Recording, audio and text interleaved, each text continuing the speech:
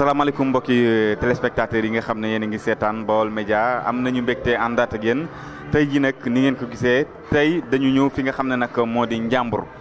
lañu ñëw fii ci Louga buñ ne Louga nag nekk foo xam ne yaakaar naa lépp loo xam ne jëm na ci wàllu aar ci Sénégal donc ràññee nañ ko ci bu baax li ñu fi andi nag dañu ñëw fekk si nga xam ne nag moo di Bamba nekk jeune boo xam ne dafay organiser festival di Njàmbur bi yoon nag nekkal fukkeelu yoon ak ñaar boo xam ne ñi ngi koy amal fii ci Njàmbur mais bu ngeen ma gisee nii maa ngi toog ak koo xam ne yaakaar naa kenn dootu ko présenté Sénégalais yi muy Ass Tama Ass maa ngi lay nuyu. waaw maa ngi lay fay di rafetlu sa teewaay ci bis bi. d'accord di rafetlu gaa yëpp di nuyu képp artiste bu ñëwoon ci bis bi di nuyu di Njàmbur ñu koy amal ci waxtu wi bu avril bi 7 ak le 6 avril di grande nuit di Njàmbur daanaka léegi kenn dootu ko présenté ci Sénégal ndax dafa nekk guddi goo xam te ni waa bitim réew dañ koy xaar waa partout ñu régions yi nekk ci Sénégal yëpp dañuy xaar bis bi muy le 6 ak le 7 waaw yàlla def na ñu ñëwoon fi daaw yàlla defaat ñëwaat fi ren kooku ñu koy sant yàlla di suñu njàmbarte ci yàlla la ñu koy sant bu baax a baax ci loolu di gërëm képp ku fi teew ndax bu ne Louga dafa nekk dëkku art nekk dëkku culture ndax art boo ci nekkee da nga koy def li koy dundal te ñun dañu bëgg luy dundal art ndax art mooy suñu métier ndax jamono yi ñuy def ñu toll ni moom la ñuy def di bëgg nag képp ku fi nekk ci ab den artiste jógee moo xam nga jógee Dakar moo xam nga jógee Kees moo xam nga jógee Mbour ak régions yi daal nekk Sénégal fu waay jógee rek ñu ngi lay siyaare di la nuyu bu baax. d'accord Ass ndax mën nañu xam tey lan mooy sa sentiment ci fii ci festival di Njàmbur. waaw festival di nuyu di Njàmbur li sama sentiment mooy chaque année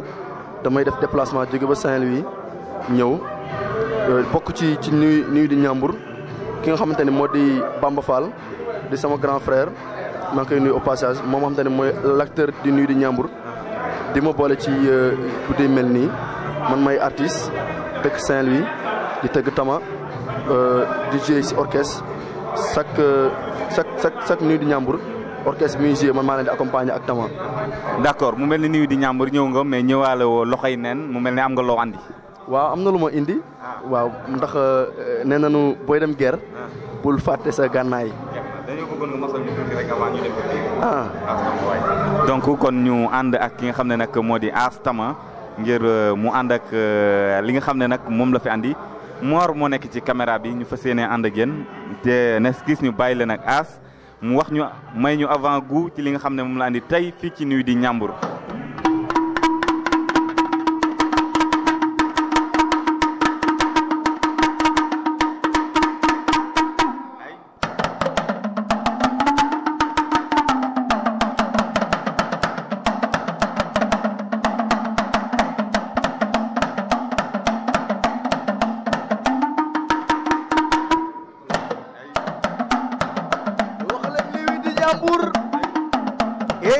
wax leen nuyu di Njàmbur xoolal bis bu yegsee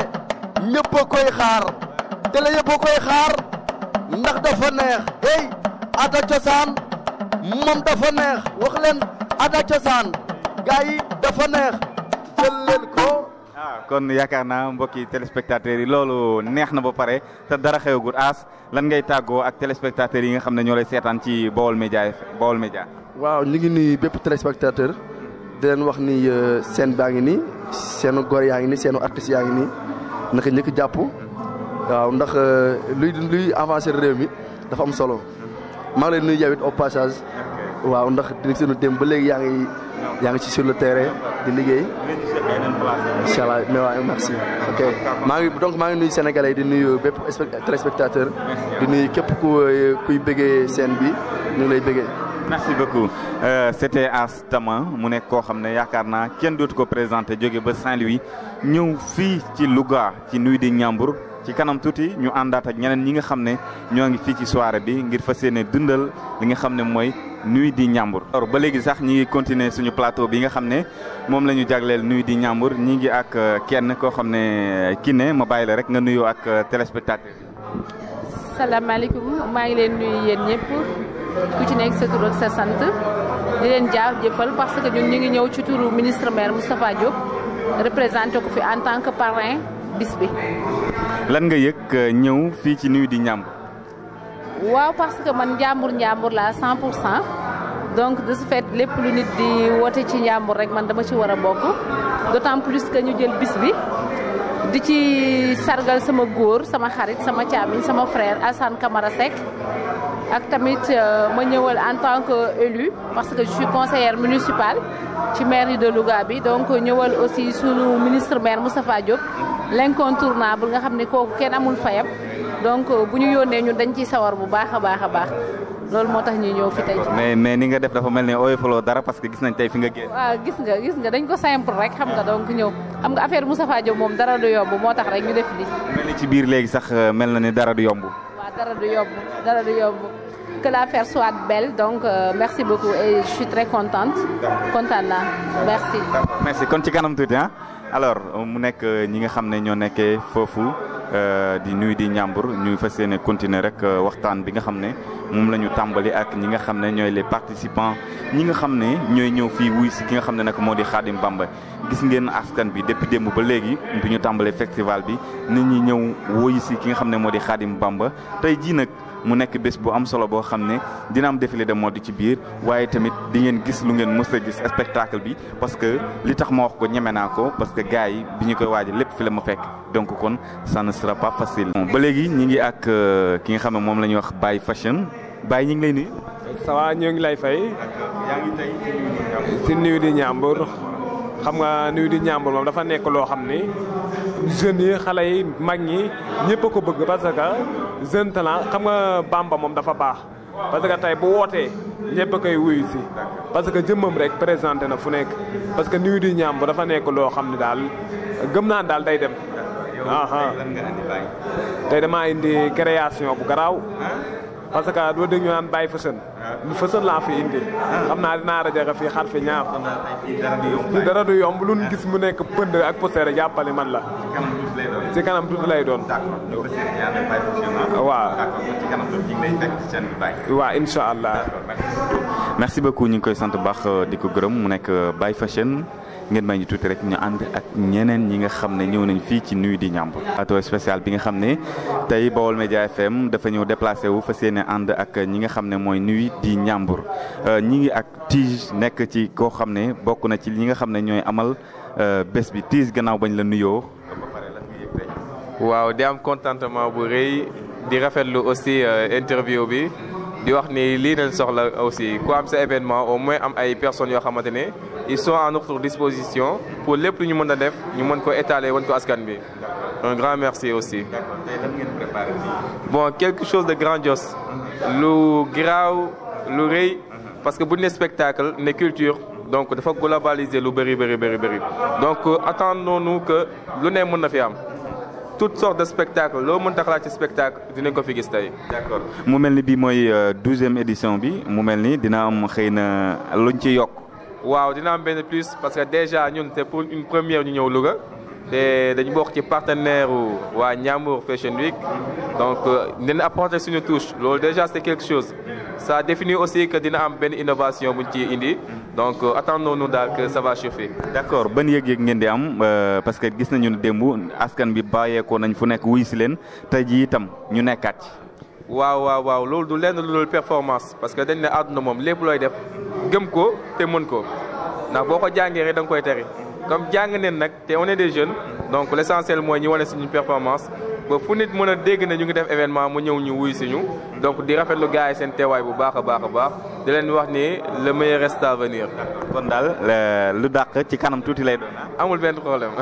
merci mu nekkoon Tige nekk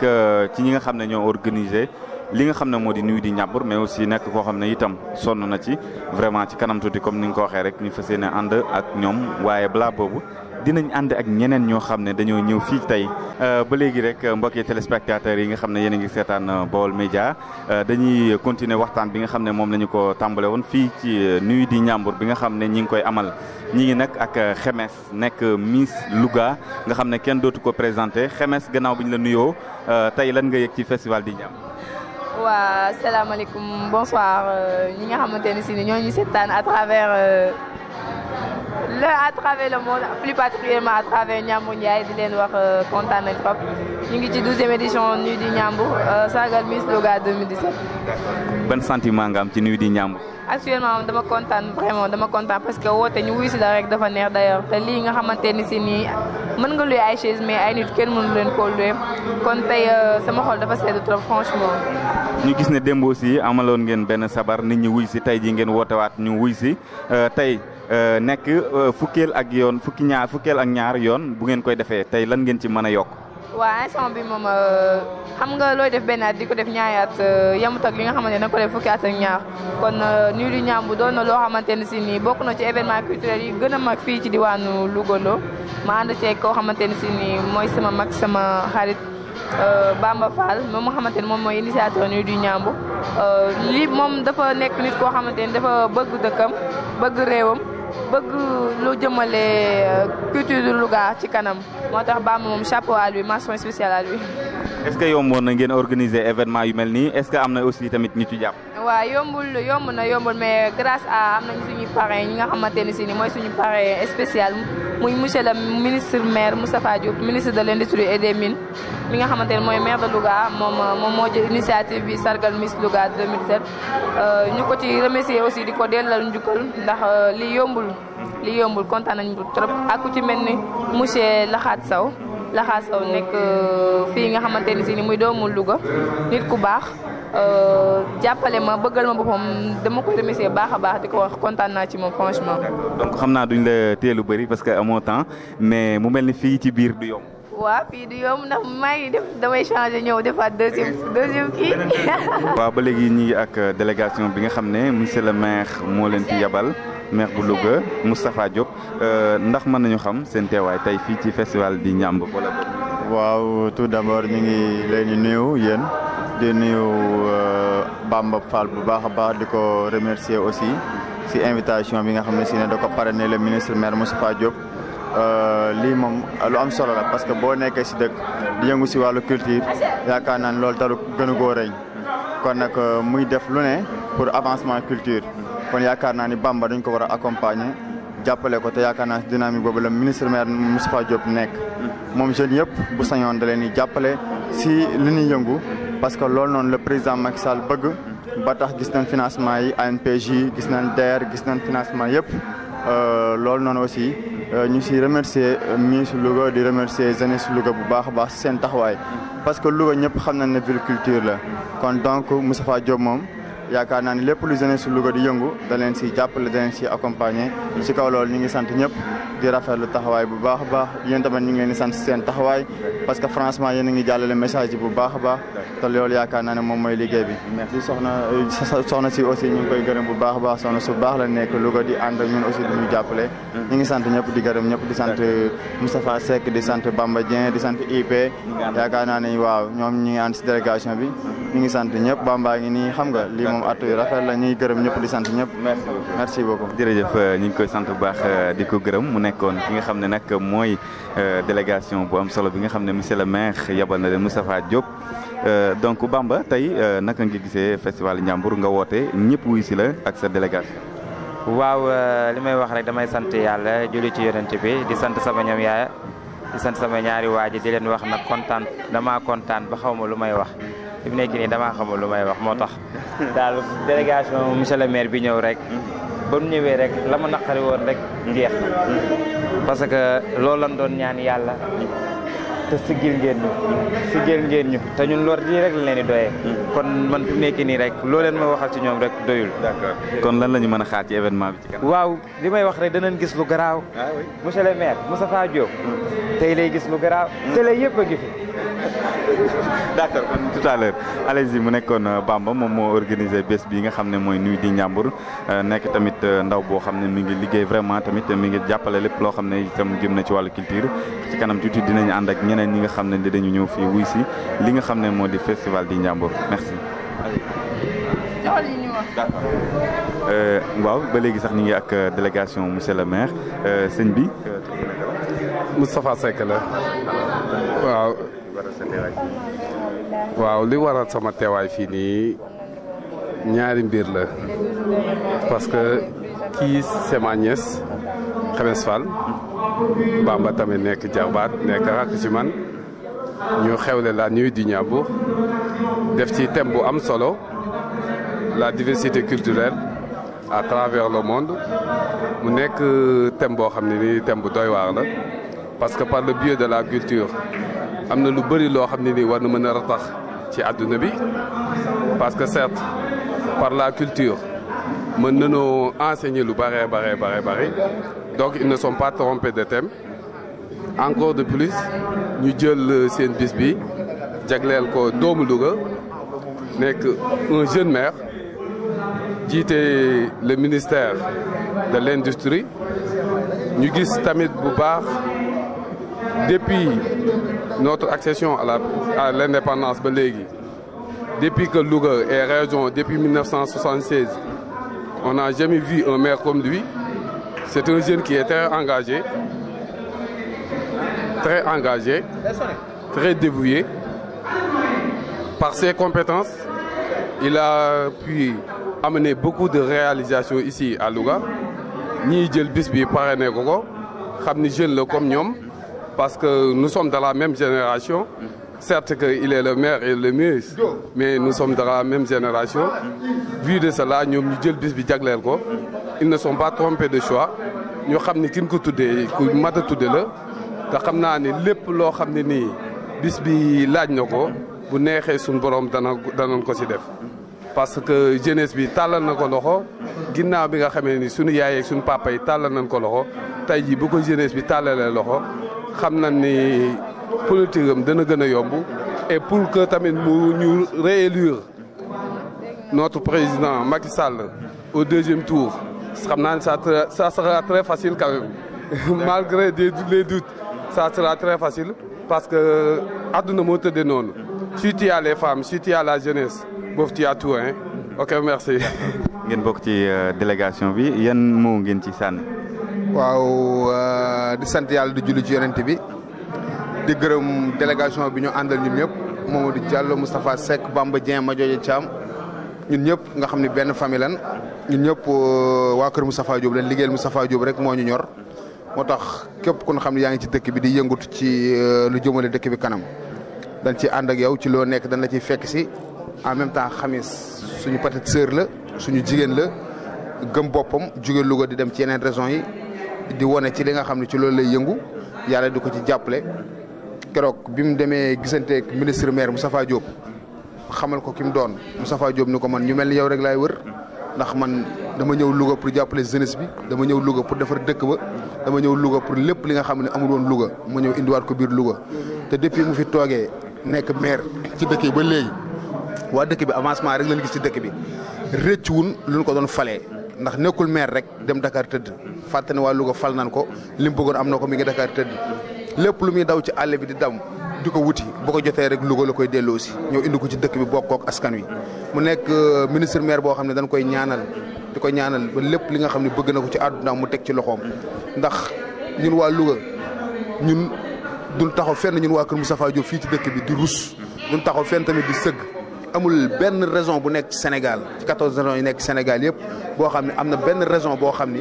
am nga loo xam ne Louga amu ko Louga ñëwatul benn raison fi mu toll nii jamono yi nga xam ne dañ doon génn ci yeneen dëkk yi di ñëwee yeneen raison yi bokkut ak jamono yi dañuy ñaan yàlla Moustapha Diop mbëbëtam yàlla may ko kattan ak wér ba mu àggale ko ci jàmm su boobaa dinañ xam kan mooy Moustapha Diop su boobaa dinañ xam ban ministre lañ am su boobaa dinañ xam ban maire lañ am di ñaanal suñu rakk ji tamit li mu bëgg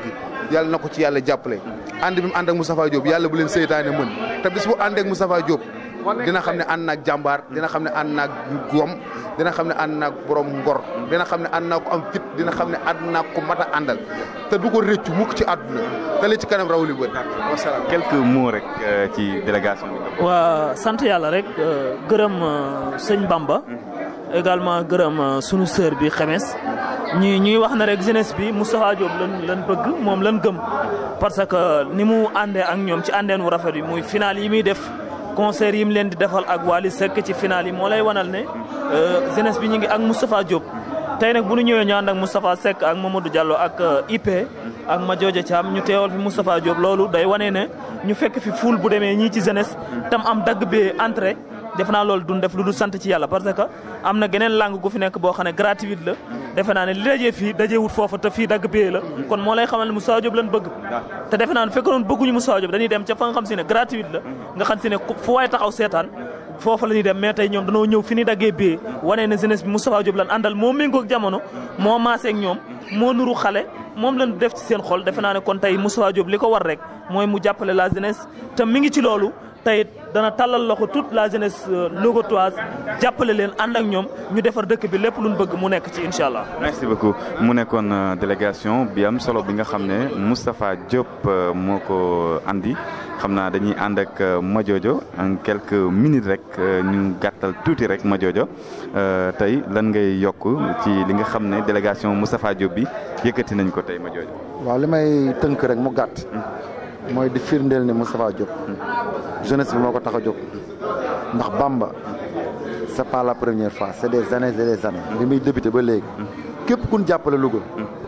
bàyyi Bamba warul ci kooku ci Bamba la war ndax Bamba mi ñuy def lii wutu ci xaalis wutu ci succès daf ko doon def pour bégal waa Louga ak doxal mannequinat bi am Louga nga xam ne tey bu àggee fi mu àgg Bamba moo tax pour wax la ne la Moustapha Diop li may dox lépp dëgg la ndax day seet li ki gën a méritool mu jàppale la te Bamba ci ñooñu la bokk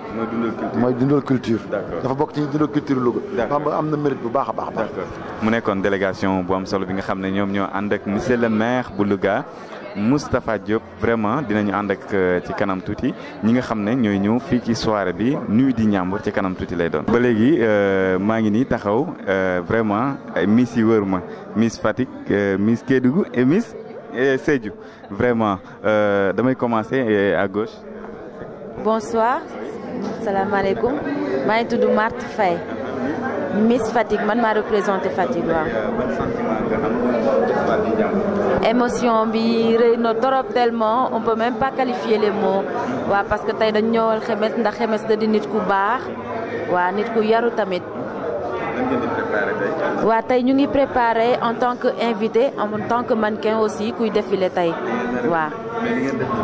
merci beaucoup. damay jàll ci miss Sédhiou miss Sédhiou bien. Bonsoir à toutes et à tous. Je me présente. Mon nom c'est Oulimata Niane. Je suis la Miss Sédhiou, en même temps la 3e dauphine de Miss Sénégal. Donc quel est votre sentiment aujourd'hui? En fait, je suis très heureuse d'être là et de répondre à l'invitation de Xemes Fall, qui est une amie très chère pour nous. Et vraiment, on le félicite sincèrement. On est de tout cœur avec lui et on espère que la fête sera une réussite. Hein? D'accord. Mais qu'est-ce que vous préparez quoi? Ah oui. Naro yomb moom. waaw bu naree yomb simi siñ daal. mais ni ngeen def nii sax dafa baax de ah gis nga lépp pour moom moo ñu ko jaral rek moo tax. kanam tuuti ñu fekk leen ci kaw. incha allah d'accord damay nekk ak Miss Kédougou Miss Kédougou. tur bi alors ñu présenté wu rek. salaamaaleykum maa ngi tudd Adja Juma Keita. Adja Juma Keita tey nga ñëw ñu ngi si fi nga xam ne moo di Xemes lan nga yëg. xanaa kontaan vraiment je suis très heureuse. D'être là ce soir parce que Xemes suñu xarit la suñu sœur la macha allah malgré que une semaine rek lañ defandoo fële Magicland mais macha allah nit ku baax la donc bu woowee foog ñu wuyu si ko voilà. dégg nga. lan ngay préparé parce que ni nga def nii dafa baax. ah tey moom narta yomb tey Louga day wàcc ba zéro. ah bon waaw boobu. ok kon dégg ngeen ko Miss Kédougou moo ko wax noonu nee na tey Louga day wàcc ba zéro ñoom ñëpp tey ñu wuy si ki nga xam ne nag moo di Xemes di Miss Louga vraiment mu nekk loo xam ne aussi tamit dañu koy rafetlu bu baax xam naa ci kanam tuuti incha allah ñu wéyal waxtaan bi. léegi ñu ngi ci plateau spécial bi nga xam ne dañu koo jagleel nuit di Ndiambour ñi ngi ak Fallou Diouf moom mooy nijaayu Xemes Fall ak Bamba Fall Fallou ñu ngi lay. waaw asalaamaaleykum ñoo ngi nuyu ñëpp ku ci ne sa tur ak sa sant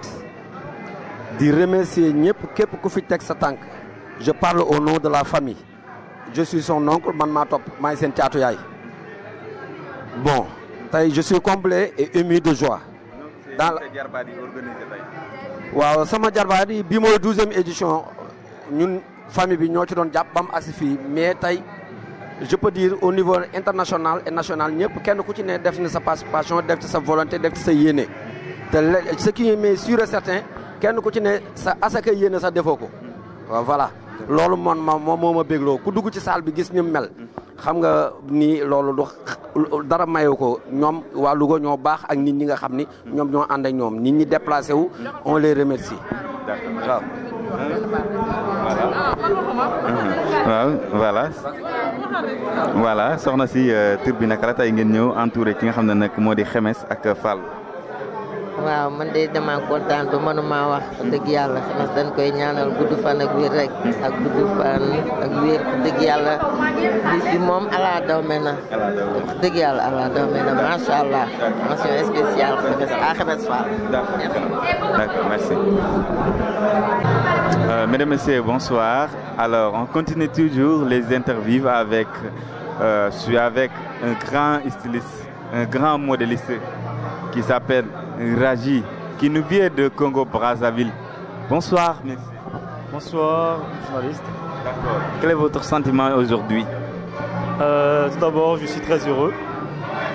de participer à cet événement de grande ampleur. D'accord.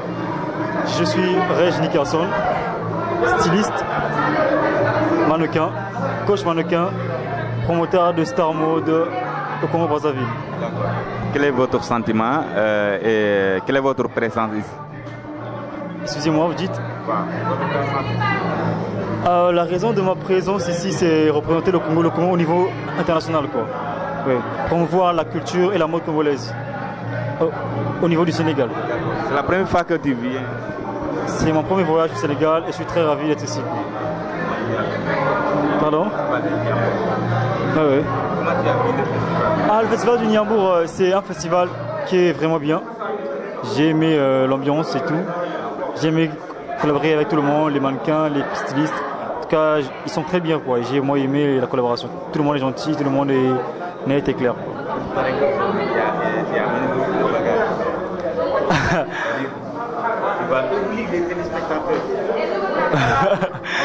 Oui. Oui, moi j'ai une façon à moi de défiler d'abord parce que je suis top modèle. Donc j'ai une façon différente de défiler, quoi. J'aime donner une touche personnelle, j'aime donner le meilleur que j'ai en moi, j'aime donner ma créativité pour essayer de créer la différence entre mannequin simple et mannequin modèle, quoi. C'est le modèle, il est tellement trop sollicité qu'il doit être un peu différent, quoi. Voilà. Donc, quelle est la différence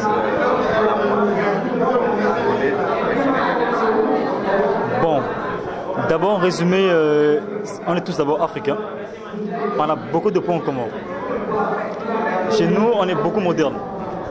On aime trop, en fait, on a tendance à beaucoup importer. Et on mélange des produits importés et locaux. Si vous voyez, la mode congolaise est vraiment diversifiée. Elle n'est pas limitée sur un seul objectif. Non. On mélange les coutumes, on prend l'extérieur, l'oriental, l'Europe,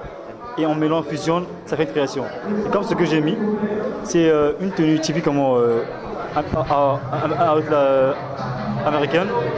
mais je l'ai fait en style congolaise, quoi. Donc j'ai importé l'idée, j'ai fait ça à la manière, parce que là il y a du wax, c'est du pan, mélangé avec du tissu, tu vois, là les manches, c'est pas comme en Europe, quoi, mais c'est un peu le style qu'il faut. Et comment se porte le mode en Congo? La mode congolaise est très cool, parce que nous on est diversifié. On a la sapologie qui est là. Les sapeurs, ils sont habillés en cravate, costume et tout.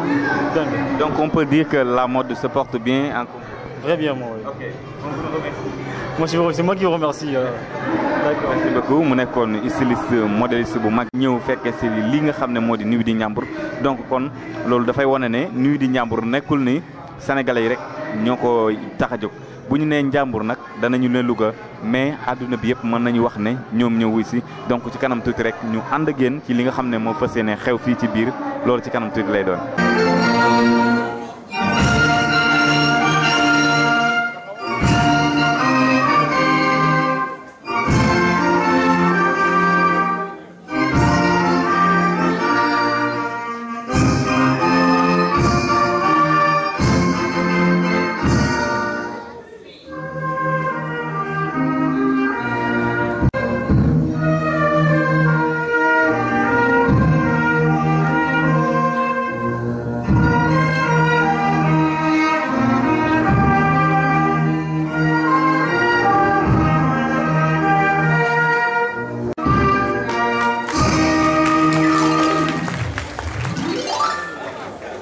ba léegi rek ñu fas yéene àndaat ak yéen rek ñi ngi actuellement ak Zal Konaté dëkk ci Louga nekk champion ci wàllum karaté bokk tamit ci ñi nga xam ne dañ ko jox cër ci festival di Njàmbur Zal ñu ngi lay.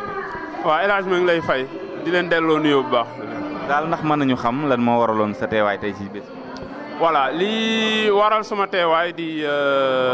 12e édition nuit di Njàmbur bi nga xam ni di activité bu noble boo nga xam ni si vraiment dafay participer ci développement dëkk bi di initiative bu am solo boo nga xam ni si defe naa ne képp kuy doomu Louga te Louga ñor la lii war nga ko rafetlu vraiment di profiter ci occasion bi di saluer affaire bi mais aussi di féliciter promoteur bi di Bamba di Khadim vraiment di wax ne lu rafet la loo nga xam si vraiment képp koo nga xam si Louga moo la ñor war nga ci jàpp bu baax a baax. Zal nag nga gisee ndaw yu mel ni Bamba yoo xam ne jamono ji dañuy liggéey ngir culture Sénégal wala sax bu Louga jëm kanam. voilà Sénégal bon pratiquement xam nga comme ni ma koy waxee quoi pour développer dëkk il faut ay lu mel ne structure ak ay activités yu mel nii nga xam ni dafay am impact ci visibilité dëkk bi dafa am solo parce que loolu aussi dafa am solo ci développement donc vraiment di lancer benn appel au niveau des autorités ak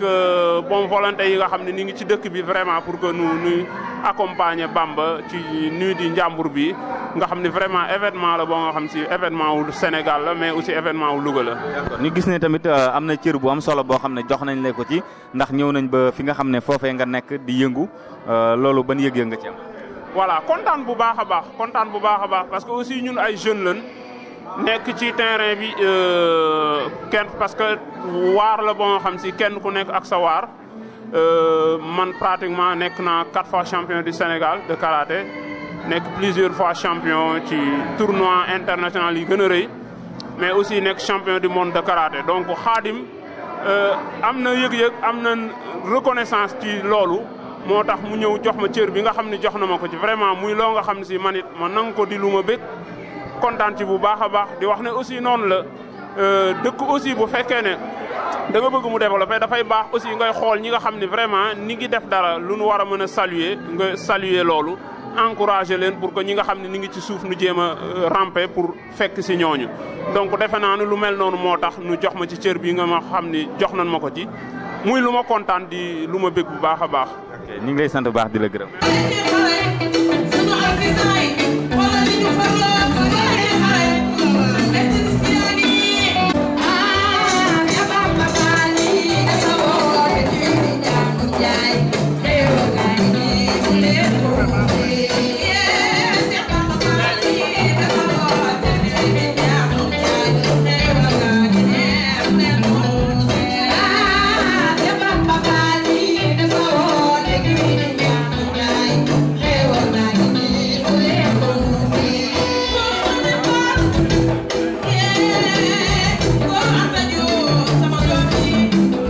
ñi ngi ak suñu maman boo xam ne mu mel ni ku am cër la ci bés bi maman nga présenté. waa na ngeen def naka jàmm nuyu naa leen bu wér a wér maa ngi tudd Abba Thiam nekk présidente nangu nattu bu Louga waaw Bamba nag di nit ku baax te at mu ne mu wooñu te xeebuñu benn yoon te ñun handicapé dañoo bokk ci doon dund gi te Bamba bokk ñun ci dund gi ñu di ko ñaanal yàlla moo am moo mën te dara tawu ko barke maam Cheikh Al Kabir yàlla na ko yàlla jàppale ba mu yokk ba yëg ko. nan ngeen gisee ndaw yu mel ni Bamba vraiment di liggéey pour aar jëm ci kanam. dama foog Bamba ndax Xaadim Rasuul a tax ba bëgguma débat si dara ci yooyu waaye nag tey su ma sañoon tamit bu déwénee lu mu war a def sabar na ko woo da koy def ay jàngam ñun ñëpp fekk si ko bu def mu daal koy jiwaale def lii def lii ndax su ëllëgee mbër gën a mën a jam kanam ndax sagal tur wi moom a gën a jàg moom laa gën a nangu. SODAV daf koy aar la mode SODAV daf koy aar donc Bamba bu xewlee yégal ma ko dama cee war a teew pour encourager ko déjà parce que 12 éditions ku koy def yombul parce que xam naa ne il a traversé le désert maanaam fa mu jógee métti na ba tey jii muy continuer di ko def te bon ñun suñu wàll mooy ñëw taxawu ko jëmmal ko won ko ni vraiment li ngay def SODAV mi ngi la ci accompagner di la ci jàppale c'est-à-dire dama koy woo rek pour que la prochaine fois mu teel a jege si les services de la SODAV pour que ñu xool neneen ñu nga xam ne danañ ko mën a jàppale aussi ci biir bis parce que daf ci am solo. d'accord ndax mën nañoo wax ne actuellement lépp loo xam ne jëm na ci aada ak cosaan mi ngi dox ni mu waree fii ci Louga. waaw lépp mi ngi dox bi mooy ndax ñu ngi produire parce que la SODAV aussi production la xam production mooy créer des œuvres waaw création d'œuvres bi bon xaw na fi sooxe parce que bon peut-être les industries yi fi war a am pour produire les œuvres moo fi nekkul lu bëri bon boo fi seet studio yi bëriwu fi donc loolu la mais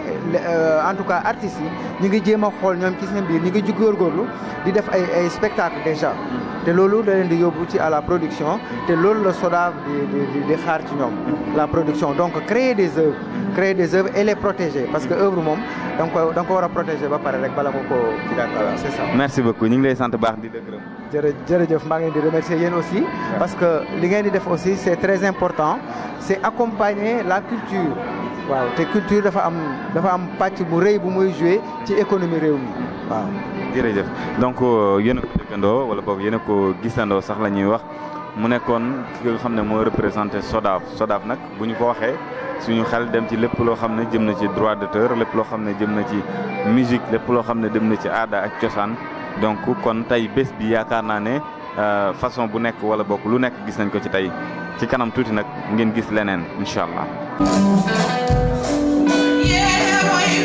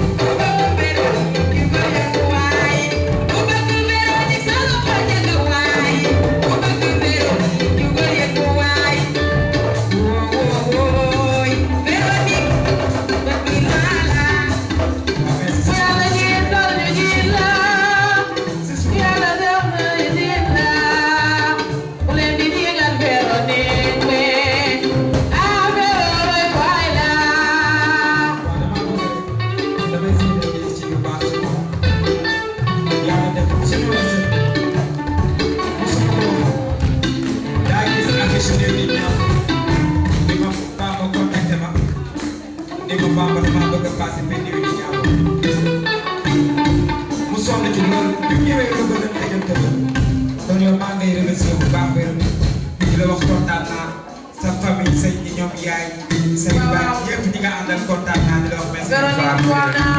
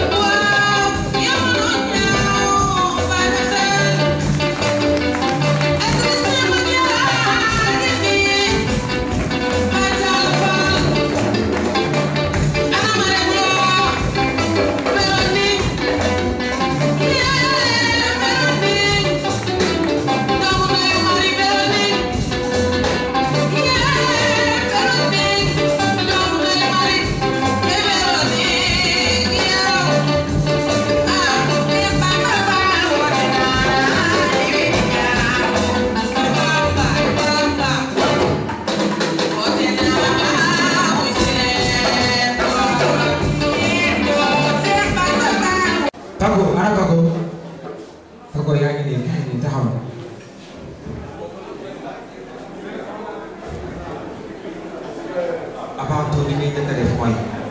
presse gars yi taxaw leen fii tuuti li muy njëkk a def mooy massawu leen coono ku ne xam na ni défilé ngeen podium bu ne défilé ngeen podium bu ne kon podium jaaxalu leen mën naa ne Louga mooy seen moo nekk loo xam ne tey jii mooy podium boo xam ne tey jii ñu bëri tey dañ koo découvrir waaye ku ne xam na ni man li nekk sama xol ku ne xam na ni li ma ko bëgg ku ne xam na ni li ma bëggoon a def waaye bis day toll foo xam ne day dépassé borom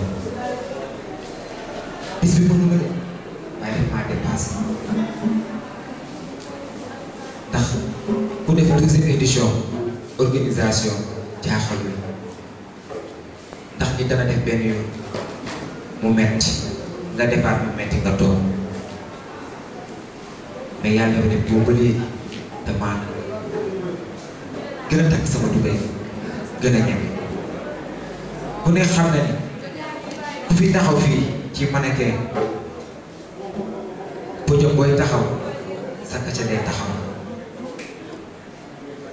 podium booy défilé sa kaca day taxaw kenn du leen déplacé ci noonu franchement parlant li may njëkk def mooy remercier leen pour remercier yéen aw ma seen fay jaarale ko ci Xemes parce que tey jii ñu ci bari Xemes a tax ma xam leen am na ñoo xam ne sama tur sax la ñuy dégg. et tamit yéen la ñuy gërëm toj ngeen fii yéen la ñuy gërëm. lépp Xemes la mais mention spéciale à Tige ba bëgg ngeen tàccul ma Tige loolu ko tàccu doyul tàccul leen ma Tige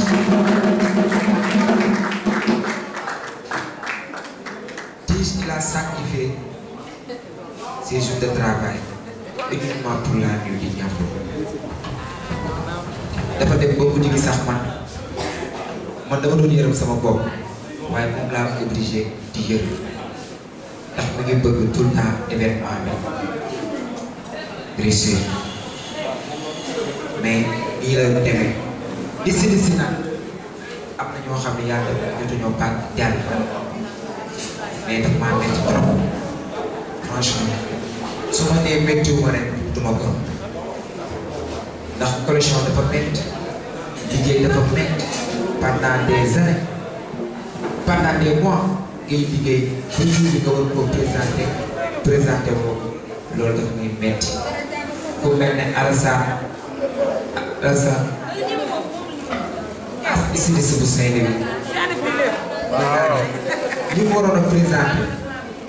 dama ne ko lii ngay présenté nii dama ko def ci début bi dama ko def ci digg bi parce que lii ñu présenté te rek la war a accepté ko ba bëggoon dugal léegi comme seetaan ko ba malheureusement ñu ngi tëdd fii damaa toog fii sama bu may jooy tayu ko parce que daaw dafa ñëw ñëw di Ndiambour marqué ko ren ba bëggoon na ñëw ñëw di Ndiambour marqué ko mais yàlla dogalu ko nit da nga am yéene te yéene wul àgg waaye li may wax rek maa ngi lay jéego waaye képp ku fi nekk nii mooy mannequin waaw su may jaay képp ku fi mannequin muy finaliste bi set su ma limee du ñu xam ngeen seen bopp maa ngi leen di gërëm bu baax a baax a baax a baax